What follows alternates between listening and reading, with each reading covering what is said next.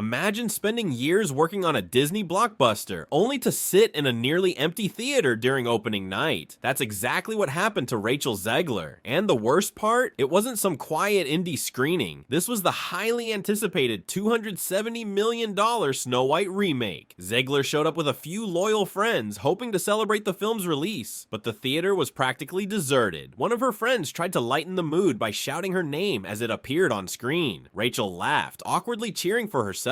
It was a moment that felt more like a funeral than a premiere. Some wondered if they rented out the theater, but judging by the empty seats, they didn't have to. It came that way. They even tried to go viral, walking up to a theater employee and asking, "2 tickets, please." When he asked what movie, the camera panned to Snow White themed popcorn buckets and souvenir cups. Cringeworthy, maybe, but it was just the beginning. Financially, this wasn't just a bad weekend, it was catastrophic. The film pulled in just $3.5 million during Thursday previews and barely $43 million over its opening weekend. For context, even the much maligned Dumbo remake made more. Compared to The Little Mermaid's $95 million debut, Snow White wasn't even in the same league. Worse still, the production budget was a jaw-dropping $250 million, and that's before marketing costs. As audience photos of empty theaters flooded social media, people began joking about starting a GoFundMe to help Disney recoup their losses. But what really reignited the internet's fury was a resurfaced clip of Zegler herself. In it, she passionately declared that despite her flaws, she hoped people would line up to see her films. Fast forward to reality, and the only lines forming were online, roasting her. Critics didn't hold back. "Welcome back to reality, princess." One user posted. Ian Miles Cheong shared the video on X, reminding everyone that Snow White had become Disney's lowest performing live-action remake in years. And the backlash wasn't just limited to memes. Behind the scenes, Disney was scrambling. It all started when Zegler gave a politically charged statement during her D23 appearance. Executives were stunned. This was supposed to be a family-friendly promotional event, but it quickly became a PR disaster. According to insiders, Disney execs went into full-blown panic mode. Then came a new wave of drama from someone very close to the production.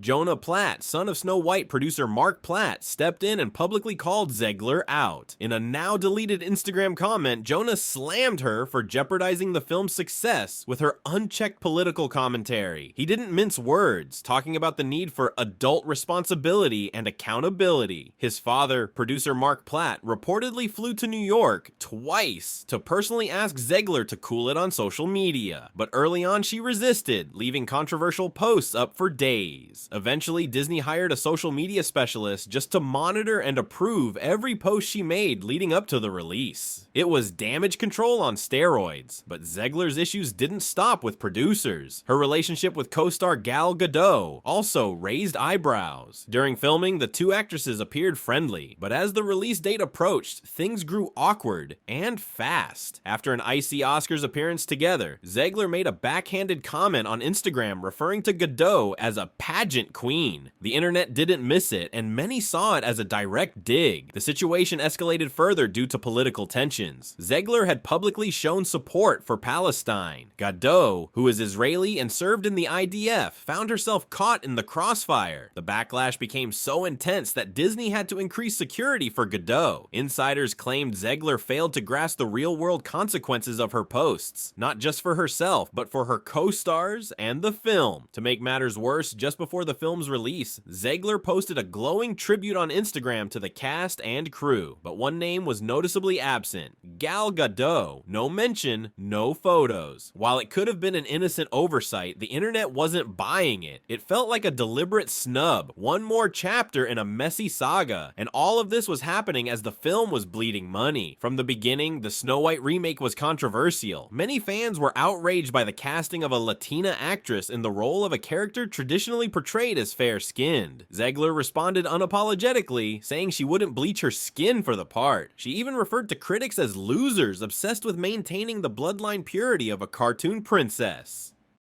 In a 2022 interview with Andrew Garfield, Zegler acknowledged the uproar, admitting she had become a trending topic due to backlash. But instead of calming the waters, she often stirred them further. Her comments about the original 1937 film didn't help. In another interview, she called the love story weird and said the prince was basically a stalker. Fans were livid. If she disliked the story so much, why take the role? Critics accused her of disrespecting a classic that launched the Disney brand. Some said she was more focused on rewriting Snow White than honoring it. Then came the controversy around the Seven Dwarfs. Actor Peter Dinklage blasted Disney for trying to be progressive in some areas while keeping outdated tropes. He found it hypocritical to cast a Latina Snow White while still telling a story about dwarves living in a cave. His comments lit a fire online. Others, like WWE's Whiteman, criticized Disney for eliminating roles that could have gone to little people. Disney's response? CGI dwarfs. Fans were horrified. The digital characters lacked the charm and expressiveness of the originals. The backlash was swift and unforgiving. By this point, Disney seemed unsure of how to proceed. Instead of a grand Hollywood premiere, they opted for a muted daytime screening. Even the European premiere was quietly relocated to a castle in northern Spain, far from the usual glitz of London's Leicester Square. Was it lack of confidence, or just trying to avoid another headline? Either way, the message was clear. Disney knew this was a PR disaster. And now, Snow White isn't just a cautionary tale in the film, it's one in real life too. So what do you think? Did Disney fumble the ball, or was this movie doomed from the start? Let us know in the comments below. And if you thought this was wild, just wait until you see what happened next in the Snow White drama. Don't forget to like and subscribe.